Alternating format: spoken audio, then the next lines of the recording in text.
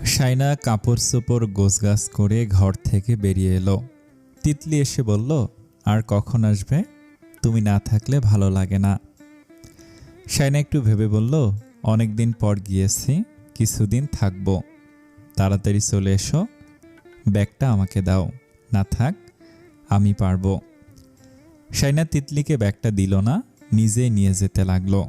যাওয়ার সময় রওশনারা দেখা করে যেতে বলেছে। শাইনা রান্নাঘরের সামনে গিয়ে দাঁড়ালো। দাদিমা তাকে দেখে বলল, এসো। শাইনা ভিতরে গেল। রওশনারা তার দিকে ফিরে বলল, তাজ তোমাকে ফোন করেছে? না। তুমিও করনি? প্রশ্নটা জোহরা বেগম করলেন। শাইনা দুপাশে মাথা নেড়ে বলল, না। তুমি IELTS পরীক্ষা ঠিকই দিয়েছ বরের কথায়, পাসপোর্টও বানাতে দিয়েছ, ভিসাও হয়ে যাচ্ছে, তলে তলে সব তো ঠিক করে রেখেছ, যাওয়ার জন্য একদম প্রস্তুত। আবার তোমার শ্বশুর শাশুড়িকে অন্য কথা বলেছ কেন? মানে বরকে এক কথা বলে রেখেছ, আবার শ্বশুর শাশুড়ির মন পাওয়ারও চেষ্টা করছ।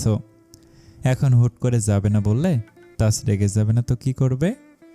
শাইনা রওশনার দিকে তাকালো। উনি মশলা কষাচ্ছেন এক মনে। শাইনা জোহরা বেগমের দিকে তাকে বলল, আমি যাব না এ কথা বড় আম্মুকে কখনো বলিনি। কি আশ্চর্য কথা, তুমি পড়াশোনা ছাড়তে পারবে না বলেছিলে না, আবার যাওয়ার জন্য তৈরি হয়ে আসো। তোমার কোন কথাটা বিশ্বাস করব?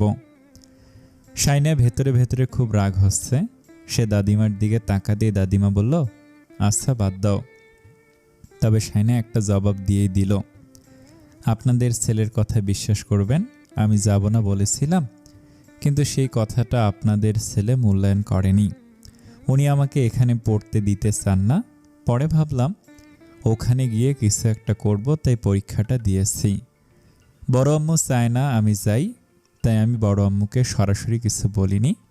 ভেবেছি আপনাদের ছেলেই বলবে, কিন্তু এই বাড়ির মানুষ নিজেরাই নিজেদের সাথে কথা বলে না ভালো করে। আপনারা বলছেন এক কথা, আপনাদের ছেলে বলছে এক কথা, আমি কোন দিকে যাব? রওশনারা এবার মুখ খুললেন, বললেন, তোমাকে আর কিছু বলতে হবে না। আগে যাবে ভেবেছিলে ভালো কথা, এখন বাচ্চা চলে এসেছে আর যেতে পারবে না। সেটা আমাকে না বলে ওনাকে বললে ভালো হয়। তুমি বলবে, কারণ তোমার অসুবিধা হবে ওখানে থাকতে। শাইনা আর কিছু বলল না। শুধু অসুবিধা কেন, যদি ওখানে তার জন্য মৃত্যু অপেক্ষা করে থাকে, তাহলে মৃত্যুর স্বাদটা নেওয়ার জন্য হলেও সে সেখানে যাবে। ব্যাগটা নিয়ে সে বেরিয়ে আসতে আসতে শুনল, কি শিয়ানা মেয়ে, তলে তলে সব ঠিক রেখে এখন আমাদের দেখাচ্ছে সে যেতে চায় না, সবাইকে হাতে রাখতে জানে। দাদিমা বললেন, বাদ দাও, এসব আর বলো না। ও এখনও যায়নি শুনলে আবার তাজের কানে উঠবে। বাড়ি গিয়ে শাইনা ব্যাগটা বিছানায় রেখে শুয়ে পড়ল ফ্যানটা ছেড়ে। পুরো শরীর ঘেমে উঠেছে। শাহিদা বেগম এসে ডাকাডাকি করলেন, আলু ভর্তা দিয়ে পান্তা ভাত খাবি বলেছিলি, খাবি না? ও শানু। শাইনা ওভাবে শুয়ে থেকে বলল, যাচ্ছি, তুমি যাও। শাহিদা বেগম চলে যেতে গিয়েও আবার থামলেন, বললেন, ওই বাড়ি গেলি, কেউ কিছু বলছে? না। আচ্ছা তাহলে আয়। জামাই ছিল না বাড়িতে? না। ও, শুনলাম ভিসার কাগজপত্র নিয়ে দৌড়ের উপরে আছে। আচ্ছা আয়। সেনে কিছুক্ষণ পর রান্নাঘরে গেল। আলু ভর্তা চটকে পান্তা ভাত খেলো। ভাত খাওয়ার কিছুক্ষণ পর সেগুলো উগরে দিল বাড়ির পেছনে বের হয়ে। দাদিমা বললেন, খোদা, গোটা এলাকা কাঁপছে তোর ওয়াক ওয়াক শুনে। শাহিদা বেগম বললেন, আম্মা ফালতু কথা বললেন না তো, মেয়েটা দম নিতে পারতাছে না। সেনা পুকুর ঘাটে নেমে মুখে পানির ঝাপটা দিল, কুলি করল, মাথায় পানি দিল। পুকুর পাড়ে থাকা লেবু গাছ থেকে পাতা ছিঁড়ে ঘ্রাণ নিল। শাহিদা বেগম বলল, ভেতরে আয়। সেনা গেল না, ঘাটে বসল। ঠান্ডা বাতাস আসছে এখানে, ভালো লাগছে। শাহিদা বেগম বললেন, এভাবে চুলের আগা খোলা রেখে ওখানে বসে থাকিস না শানু। সেনা পুকুরের পানির দিকে চেয়ে রইল এক দৃষ্টিতে। কিছুক্ষণ পর পায়ের শব্দ তুলে শাওন ঘাট বেয়ে নেমে এলো। সেনার পাশে ধাপ করে বসে পড়ল, হাতে কতগুলো আচারের প্যাকেট। শাহিদা বেগম চেঁচাচ্ছেন, ওকে দোকানের আচার খেতে দিবি না শাওন, ফ্রিজে আছে আচার। শাওন বলল, বার্মিজ বড়ে আচার, এগুলো ভালো। তুমি বেশি কথা বলো না আম্মা, চুপ থাকো। শাইনা আচারের প্যাকেটগুলো নিল। শাওন বলল, দে ছিঁড়ে দেই। শাইনা দিতে চাইল না। তুমি খেয়ে ফেলবে। শাওন কেড়ে নিয়ে দাঁত দিয়ে প্যাকেট ছিঁড়ে দিতে দিতে বলল, তোর জন্য একটা সুখবর আছে। শাইনা প্যাকেট কেড়ে নিয়ে বলল, কি? শাওন দাঁত কেলিয়ে হেসে বলল, তোর জন্য একটা ভাবি ঠিক করেছি। শাইনার মুখ হাঁ হয়ে গেল। কি? শাওন চোখ টিপে বলল, হ্যাঁ। শাইনা ধুম করে কিল বসিয়ে বলল, মিথ্যে কথা। আহা, মারছিস কেন? সত্যি। সুন্দর আছে, ছবি দেখবি? মেজো ভাইয়া এখনো বিয়ে করেনি, আর তুমি? বিয়ে তো এখন করছি না, আজব। আর কতদিন সিঙ্গেল থাকবো? ছবি দেখাও। শাওন ছবি দেখালো তাকে। শাইনা ছবিটা দেখে হাসলো, বলল, সুন্দর, আমার বয়সী। হ্যাঁ। আম্মাকে বলবো? সোজা ঘর থেকে বের করে দেবে। মেজো বিয়ে করুক, তারপর ওকে নিয়ে আসবো। শখ কত। চাকরি ছাড়া ওর বাবা তোমার হাতে মেয়ে দিবে? আমার বউ কি গোটা দুনিয়া খাবে? ওর ভাতের অভাব হবে না। শোন, ওকে বলে দিয়েছি, তোমার বাপকে বলে দেবে যৌতুক হিসাবে আমার বাইক চাই, আর কিছু লাগবে না। বলেই হা হা করে হাসলো শাওন। শাইনা তার সাথে সাথে হাসলো, বলল, তুমি বেকার জেনে কিছু বলেনি? বেকার আবার কি? যারা সারাদিন শুয়ে শুয়ে ঘুমায় তাদের বেকার বলে। আমি সারা দিন দৌড়ের ওপর থাকি, ঘরের বাজার সদাই করি, বোনের সেবা করি, বাপ ভাইয়ের কথা মেনে চলি, এগুলো কি কাজ নয়?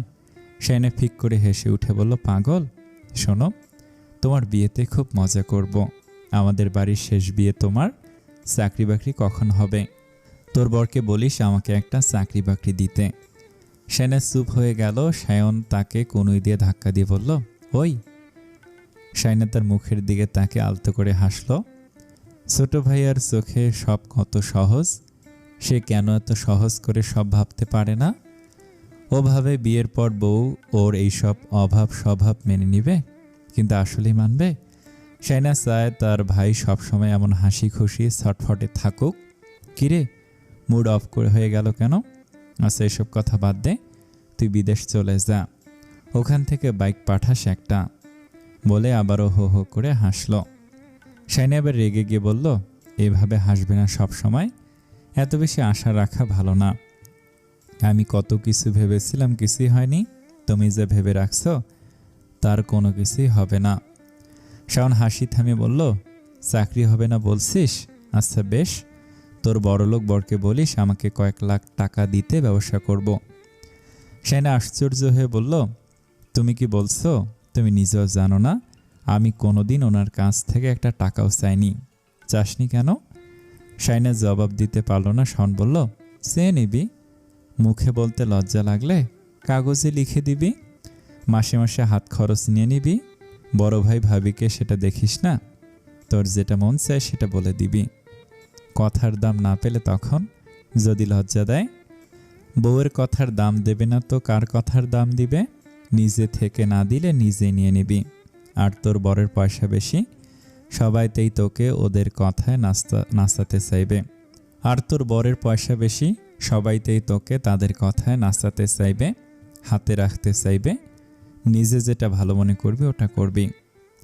আমি যদি তোমার মতো হতাম, হেলে দুলে বেড়াতাম, কোনোদিন বিয়ে শাদী এইসব করতাম না, তোমার জীবনটাই আনন্দের। তোর মাথা যদি কেউ আমার দায় দায়িত্ব নিত, আমি তার কোলে উঠে বসে থাকতাম। পুরুষ মানুষের জীবন অনেক কঠিন। আমি এভাবে চাকরি বাকরি না পেলে দেখবি একটা সময় গিয়ে নিজেকে নিজের বোঝা লাগবে। তাজ ভাই তোকে ফোন দেয়নি? না, সামনে যেতে বারণ করেছে। বাদ দাও, এগুলো নিয়ে কথা বলতে ইচ্ছে করছে না। তুই চলে আসায় রেগে গেছে মনে হয়। রাগ করে না কখন? পায়ের নখ থেকে মাথার চুল রাগ ভর্তি। এত উগ্র মানুষের হাতে তোমরা আমাকে কি করে তুলে দিলে জানি না। তোকে তো পছন্দ করে বিয়ে করেছে, বহুত খাটুনি করেছে। তৌসিফ বলেছে আমাকে, কেউ রাজি ছিল না ওই বাড়িতে। বড় আব্বা নাকি বলে দিয়েছে এই বাড়ির মেয়ে ওই বাড়িতে তুলবে না। পরে বড় আম্মুর ভাইরা বুঝিয়েছে ছেলের কথা না শুনলে হাতছাড়া হয়ে যাবে। ছোটবেলায়ও ও কেমন যেন ছিল, আমাদের সহ্য করতেই পারতো না, তাই না? শাইনা আস্তে করে বলল, তোকে কখনো ওসব বলেছে? না। এখন মহিষ কিনতে গিয়েছে মেজবানের জন্য, ও নাকি পছন্দ করে মহিষ কিনবে। রায়হান ভাই আবারও চটে গেছে ওর শর্ত শুনে, পাগল করে ছাড়বে সবাইকে। ফর্সা মহিষ কোথায় পাবে? শাওন হেসে উঠল হো হো করে। শাইনাও তার সাথে হাসল। শাওন হাসতে হাসতে বলল, তুই ওভাবে পচাস সেটা আমি বলে দেব। বেশ ভালো করেই জানে। তুমি খবরদার এসব কথা বলবে না। তুই বিদেশ যাচ্ছিস তাহলে? সেনে কিছু বলার আগেই শাহিদা বেগম শাওনকে ডাকলেন। ও শাওন, একটু এদিকে আয় তো। তিনি কেমন অস্থির হয়ে উঠেছেন। শাওন ঘাট থেকে বেয়ে উঠল। শাহিদা বেগম তাকে একপাশে ডেকে নিয়ে গিয়ে তার দিকে ফোনটা বাড়িয়ে দিয়ে বলল, আনিসকে একটা ফোন দে তো। কেন?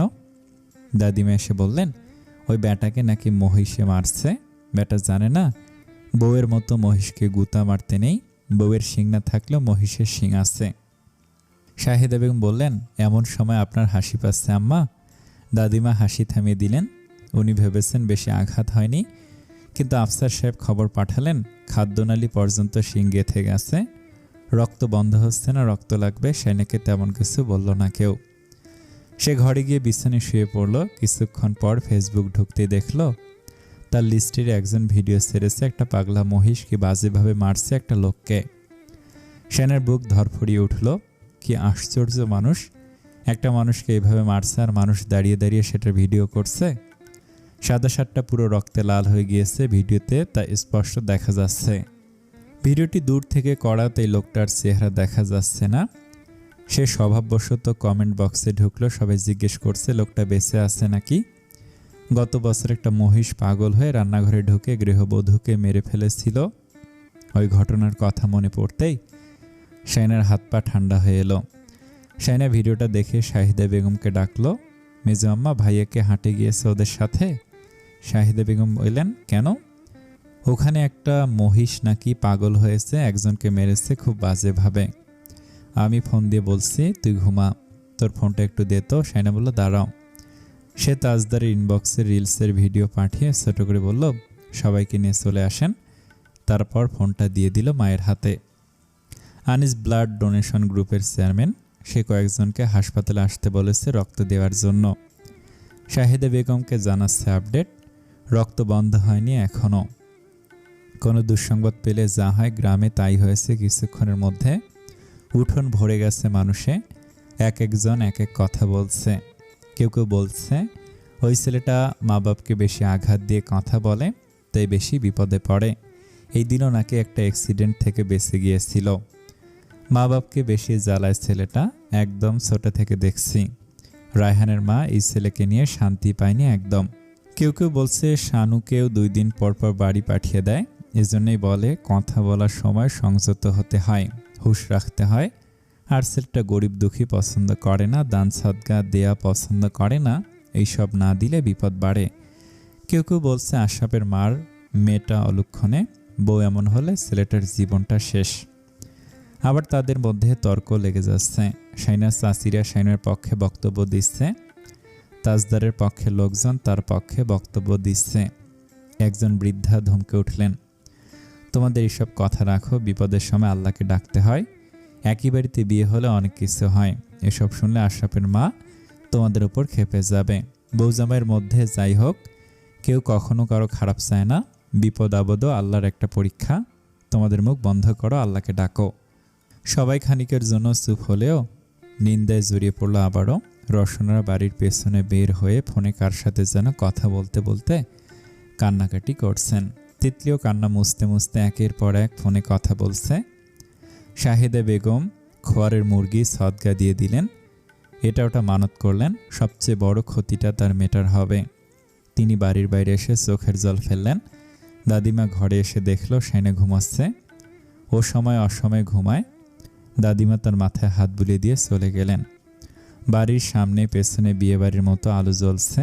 বাড়ির সামনে দলে দলে মানুষ আসছে খবরটা পেয়ে। পেছনে রওশনারা জোহরা বেগমের শাহিদা বেগমের এক দফা কথা কাটাকাটি হয়ে গেল।